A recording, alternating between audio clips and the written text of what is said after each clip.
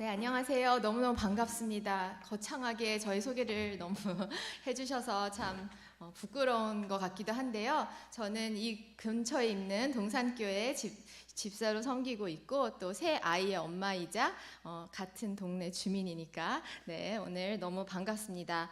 이곳 공도 함께하는 교회에서 성도님들을 마주하게 되어서 참으로 기쁘고 감사드립니다. 이 자리를 만들어주신 평택안성 극동방송 운영위원장님이신 한상욱 장로님이 계셔요.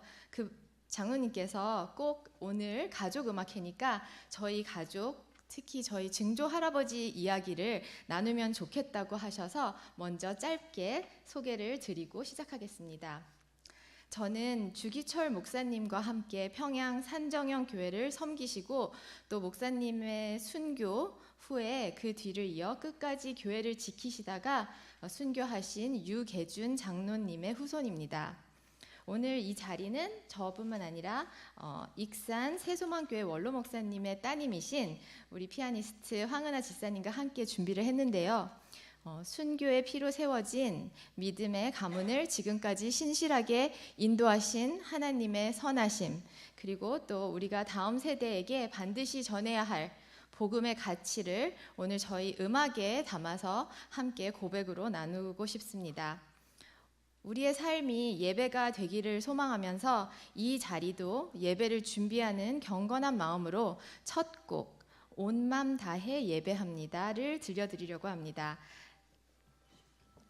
네, 저희 PPT를 준비했는데 제가 PPT를 잘 만들진 못해요. 그래서 간단하게 오늘 내용을 조금 정리하는 의미에서 PPT도 함께 봐주시면 감사하겠습니다.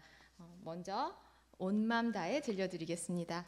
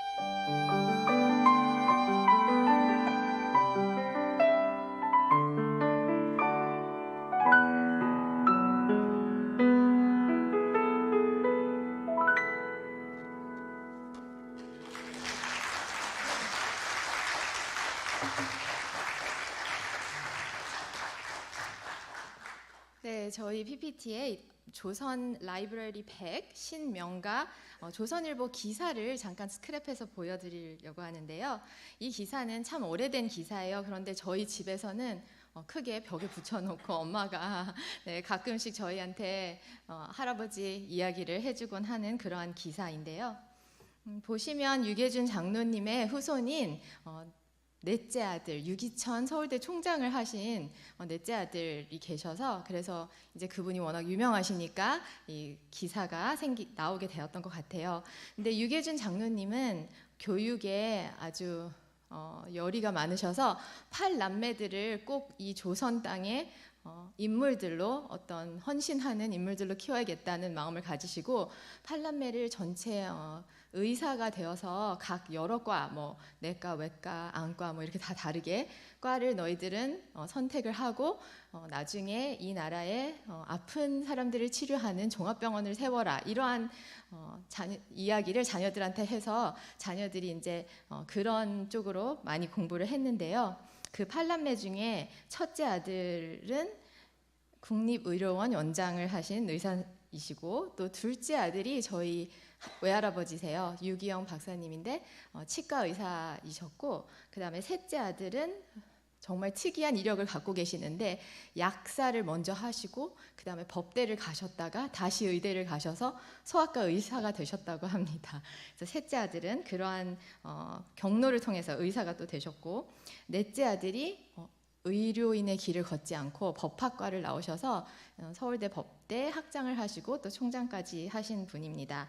또 다섯째 아들은 외과 의사가 되셔서 미국에서 외과 의사를 하고 계셨고요. 이제 돌아가셨지만 그러면 여섯째, 일곱째는 따님들인데도 딸들이 저희 엄마 말은 그 고모들이 공부를 제일 잘했는데 딸들이 그 옛날 시대에 동경 약전 예전에는 약전이었죠. 그 동경 약전을 나오시고 그 일곱 번째 딸은 동경 의대를 나오시고 그래서 또 여자 의사이셔요. 그다음에 막내 여덟 번째는 이제 아들이었는데 그분도 내과 의사가 되셨다고 합니다. 저는 저희 외할아버지 형제들이니까 제가 또 어린 시절 한국에서만 살진 않아서 자주 뵙진 못했지만 미국에 계신 분들도 계셔서 가끔 그 사촌들 만나곤 했었는데요. 제가 봐도 신기한 어떻게 이렇게 한 집에 공부를 많이 잘했을까 신기할 정도로 저희 유계준 장로님의 8남매는 그렇게 공부에 남다른 은사가 있으셨던 것 같아요. 그래서 또 그 후손들이 100명이 넘는데 그 중에 박사가 뭐 여러 명이 있다, 수십 명이 있다, 뭐 이러한 이야기로 이 기사가 실렸습니다. 정말 유계준 장로님께서 자녀들에게는 헌신을 했고 교육적으로 또 하나님에게는 죽기까지 충성하신 그 열매가 후손들에게 맺어져서 이러한 기사를 또 나오게 했던 것 같습니다. 저 기사가 났던 1994년에는 저는 대학생이었어가지고 아주 기사 귀퉁이에 예경, 이화여대 뭐 이렇게 잠깐 소개가 됐지만 지금 제 동생들도 다 이제 어른이 되어서 그때는 다 학생이라서 그냥 이름만 나왔었어요. 그런데 지금은 저희 동생들도 다 공부를 많이 하고 각자의 자리에서 열심히 살아가고 있습니다. 워낙 옛날 이야기들이니까 뭐 할아버지 형제 얘기들은 여기까지만 하고 저희 할아버지는 일제강점기 때 6.25 전쟁 때 우리 모두의 신앙의 선배들이 아주 힘든 신앙생활을 하고 계실 때 살아가셨죠. 저희 증조 할아버지는 그때 주기철 목사님이 일사각오의 순교의 신앙을 다짐하시면서 살아가시는 그 시대에 신앙을 지키신 어찌 보면 지금 제가 생각했을 때 나는 너무 편안하게 신앙생활을 하고 있고 정말 부끄러운 신앙인이 아닐까 생각할 정도로 저 일사각오라는 영화에 보신 분들 계실지 모르겠어요. 한 10년 정도 된 영화인데 주기철 목사님의 생애와 잠깐 짧게 저희 증조 할아버지도 나왔던 것 같아요.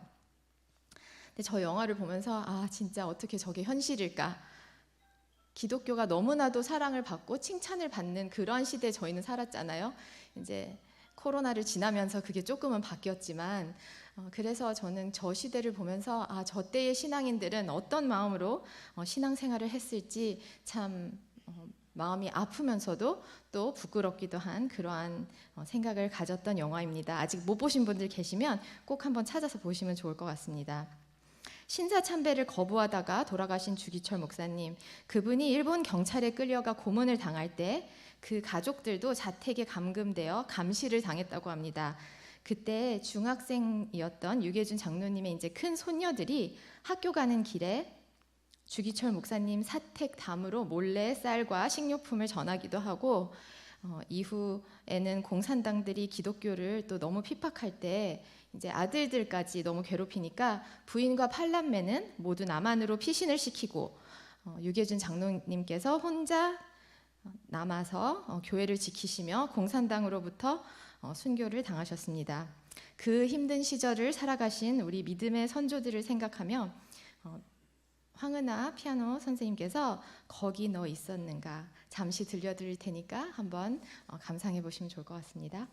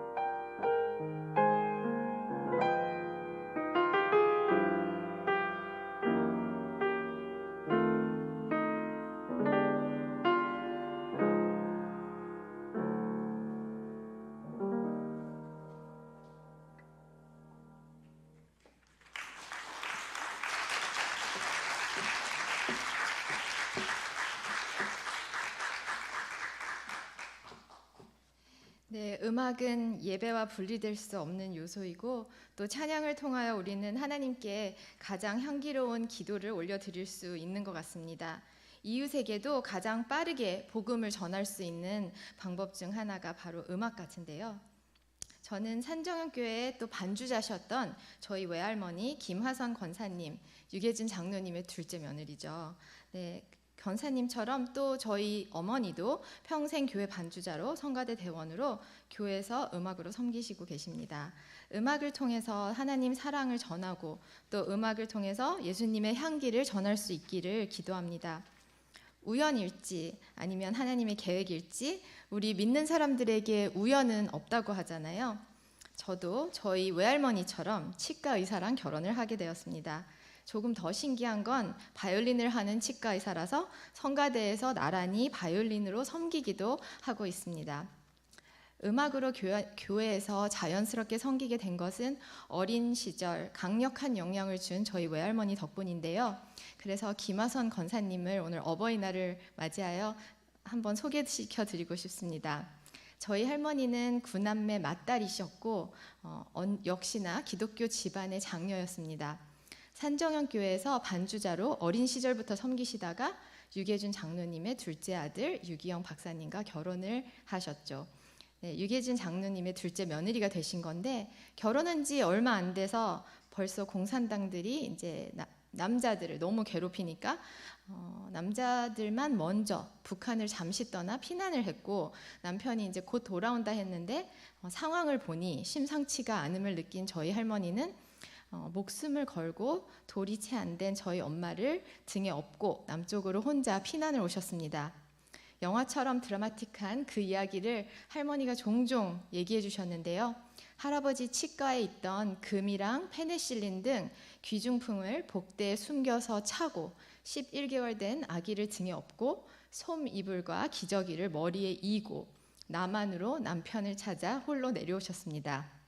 오는 길에 물에 빠져 죽을 뻔한 사건도 있었고 또 피난길에서는 우는 아기는 물속으로 던져버리는 그러한 환경이었는데 저희 엄마가 감사하게도 분위기를 파악했는지 아무 소리도 내지 않고 조용히 있었다고 합니다. 그래서 다행히 제가 오늘 이 자리에 설 수 있는 것 같습니다.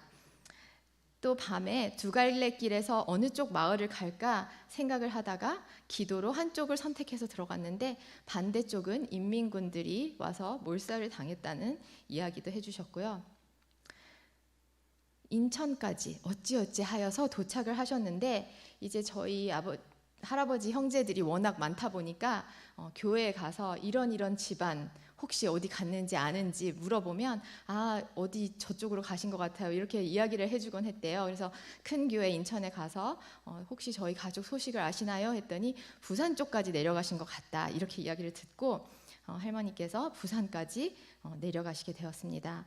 그러는데 부산에 가서 어디에서 찾을지 모르고 이제 시장을 잠시 지나는데 정말 기적과 같이 할아버지를 갑자기 길에서 마주치게 되었다고 합니다.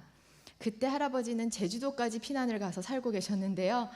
물품을 사러 잠시 육지에 왔다가 아내와 막내딸을 만나게 되었던 것입니다. 남편과는 이렇게 극적으로 만났지만 친정 식구는 한 명도 내려오지 못했습니다.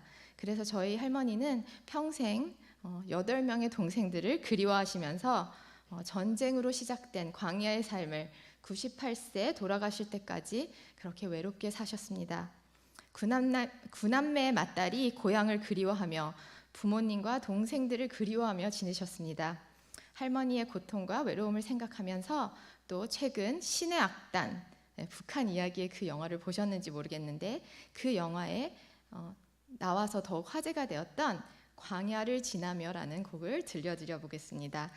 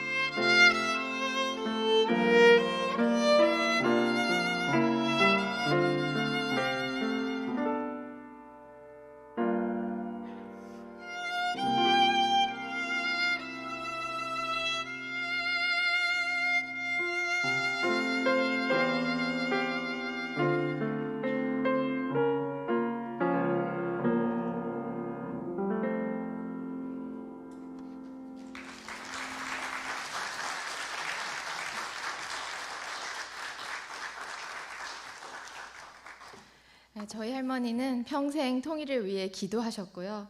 또 통장에는 북한 가족들을 위한 자금을 한평생 모으셨습니다. 외할머니는 예배와 찬양으로 하루하루 견디셨고 저에게는 피아노를 가르쳐 주시고 또 바이올린 연습을 하도록 감독도 하시는 아주 무서운 할머니였습니다. 할머니의 방은 항상 성경책과 성경 공부 자료들로 벽면이 가득했고 95세 때 시니어타운에 잠시 계셨는데 그때 성가대 지휘로 시니어타운에 찬양대를 비록 할머니 몇 분 안 계셨지만 이끄셨습니다. 이런 할머니는 저한테 아주 큰 영향을 주셨습니다. 2018년 3월 22일 사랑하는 예수님 품으로 하늘나라를 가셨는데요. 제가 지금 아이 셋을 키우며 또 이렇게 음악 활동도 조금씩 하고 공도 함께 하는 교회에 와서 할머니 이야기를 한다는 것을 보면은 천국에서 아주 기뻐하실 것 같습니다. 이 사진, 아까 있었던 사진은 저희 할머니가 저희가 신혼일 때 용인에 순교자 기념관이 생겼는데 거기에 가면 유계준 장로님이 있다고 하더라. 한번 보러 가고 싶다 하셔서 제가 함께 가서 찍은 사진입니다.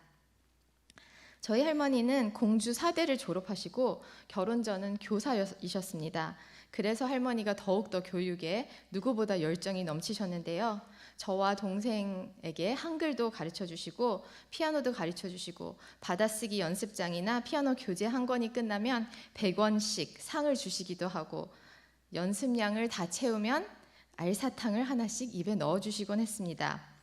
주어진 환경에서 조용히 또 거룩하게 절제된 삶을 살아가신 김하선 권사님, 주님이 주시는 평안으로 버티신 저희 할머니는 돌아가시기 전에 하루 종일 예수님이 너무 좋아, 나는 예수님을 너무 사랑해, 이런 이야기만 반복하셨습니다. 예수님의 사랑이 저희 할머니를 버티게 할 수 있게 해주신 것 같아요.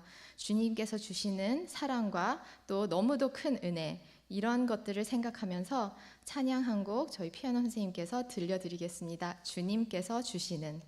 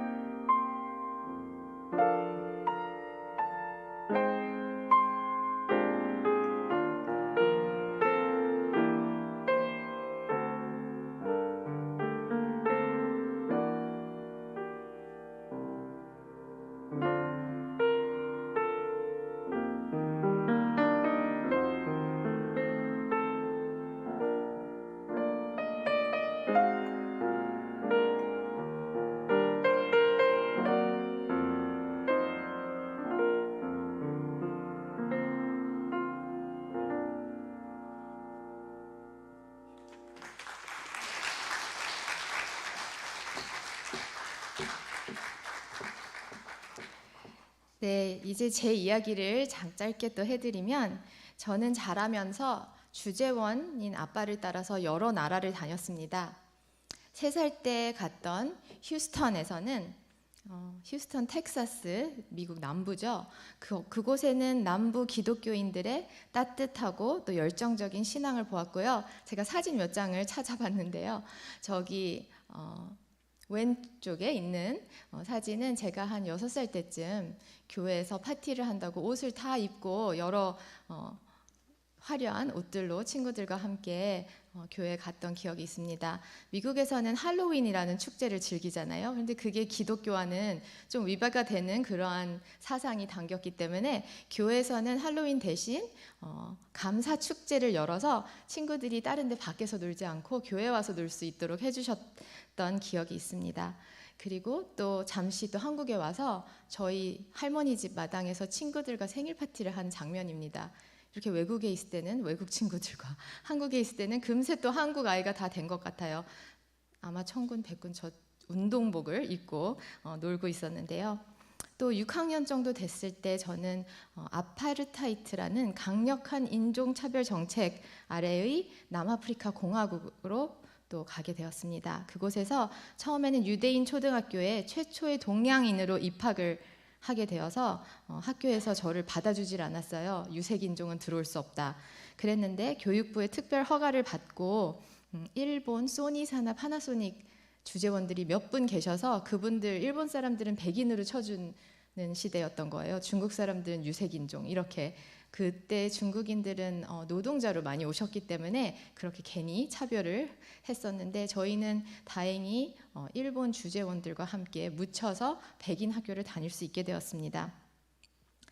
이곳 남아공을 떠날 때는 또 다른 역사적인 사건을 봤는데요. 그 전에 잠깐 사진을 설명해드리면 저기 교회에서 바이올린을 하고 있는 게 저고 빨간 옷 입고 또 지휘를 하고 계신 분이 저희 엄마예요.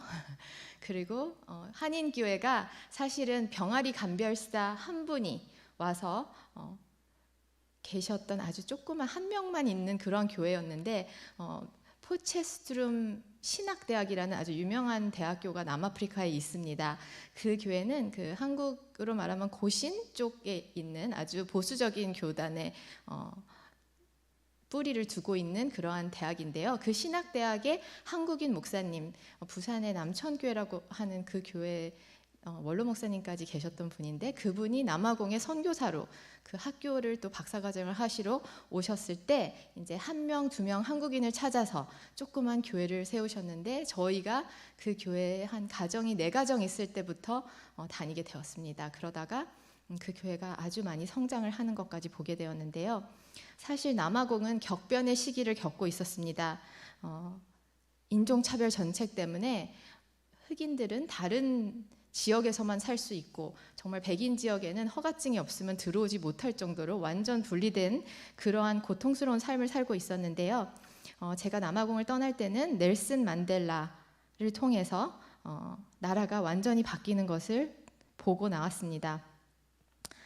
그 당시 백인 대통령, 소수 민족인 백인들이 모든 파워를 잡고 있을 때 백인 대통령으로 마지막이신 분이 F.W. 디 클럭이라는 분이셨어요.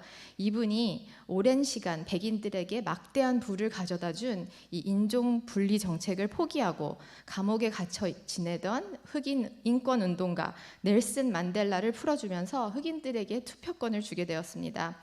그때 흑인 대통령이 처음으로 남아공을 통치하도록 만드는 그런 역사적인 순간을 제가 봤습니다. 이 위대한 업적을 남긴 디 클럭 대통령은 남아공 포체스트룸, 아까 그 한국 목사님이 계셨던 그 학교의 졸업생이기도 하셨는데요. 아주 독실한 기독교인이었다고 합니다. 이 한 명의 기독교 정치인을 통해서 또 복음이 이 나라를 바꿔놓았고 흑인들을 억압에서 풀어줄 수 있게 되었던 것 같습니다. 흑인들의 인권을 위해서 끝까지 투쟁했던 넬슨 만델라 변호사가 사실 더욱 유명하지만 함께 노벨 평화상을 받았던 신앙인 디 클럭 대통령이 그분의 결단을 통해서 변화를 가져온 부분도 있다고 생각됩니다. 아프리카를 떠나서 저는 한국으로 또 서울 예고로 진학을 하게 되어서 그때는 잠시 또 외할머니와 살았습니다. 저희 부모님은 중동으로 발령을 나셨는데요. 대학 시절에는 테헤란에 계신 저희 아버지를 방학 때 보러 갔다가 한 번은 저희 아버지가 거기서 10년을 계셨습니다. 주재원들이 보통 3, 4년 있는데 이상하게도 저희 아버지는 한 나라를 가면 10년씩 계셨어요. 그래서 친구들이 아버지가 선교사인가? 이렇게 저한테 항상 묻곤 했는데 저희 아버지가 이란에 계실 때 동생과 함께 이란 관객 1000명 앞에서 듀오 리사이틀도 해보는 경험을 하였습니다. 제가 그 PPT 사진 가져왔는지 모르겠는데 머리에 수건을 두르던지 히잡 같은 것을 만들어서 두르고 연주를 해야 했던 기억이 있습니다. 이때 정말 종교 경찰들이 저희 음악회를 보러 와가지고 감시를 하고 1000명이 넘는 관객이 만석이 되어서 연주를 하는데 연주 앵콜로 작은 불꽃 하나가를 제가 연주를 했습니다. 근데 제목은 말하지 않았더니 소녀들이 올라와서 그 곡이 도대체 무슨 곡이냐고 묻기도 하였는데 차마 찬양이라고는 말할 수가 없어서 아주 한국의 선율이 아름다운 신을 찬양하는 노래라고만 이렇게 얘기하였습니다. 그것도 신은 믿긴 하니까요. 지금도 이란은 전쟁으로 고통을 받고 있죠. 그곳에도 그 남아공의 변화처럼 어떤 복음이 절실히 필요한 곳인 것 같은데요. 복음이 우리 모두에게 가장 필요한 선물이고 또 우리의 모든 고난을 이겨낼 힘을 주는 것도 이 바로 귀한 복음이라는 것을 매일매일 삶에서 깨달으려고 노력하고 있습니다. 이 복음을 저 혼자만 알고 또 그 은혜를 저만 누리면 안 되고 다고 생각하여서 주변에 항상 복음을 전하는 사명을 잊지 않으려고 하고 있습니다. 지금도 끊임없이 우리의 마음을 두드리시고 또 우리의 이웃의 마음을 두드리시는 주님이 계십니다. 여러분들도 전도 대상자들 마음에 둔 분들이 계실 수 있을 텐데요. 그분들의 마음에도 주 예수님은 그분들의 마음을 두드리고 계시고 지금도 기다리고 계시다고 생각합니다. 그래서 다음 곡 주 내 마음에 들어가려고 하시네, 또 주 예수 대문 밖에, 이 두 곡을 함께 들려드리겠습니다.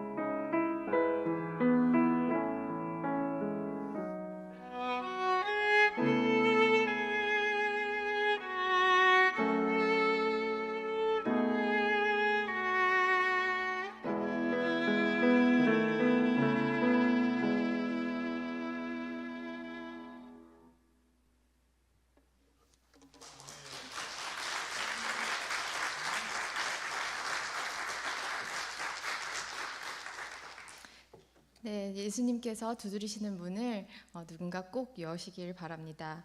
오늘 시간이 정말 순삭같이 지나가서 저희 이야기는 여기서 마무리를 하고 또 가정의 달, 그리고 오늘은 특별히 어버이날을 맞이하였는데요. 신앙의 선배님들, 우리의 부모님들, 또 키워주신 부모님들, 조부모님들 한번 생각해보는 시간을 가져보았습니다. 이제 우리 자녀들에게도 이러한 신앙의 유산을 물려줘야 할 것 같은데요. 하나님께서 우리 삶에 얼마나 큰 은혜를 많이 부어주셨는지 되돌아보며 기억을 해야 되겠습니다.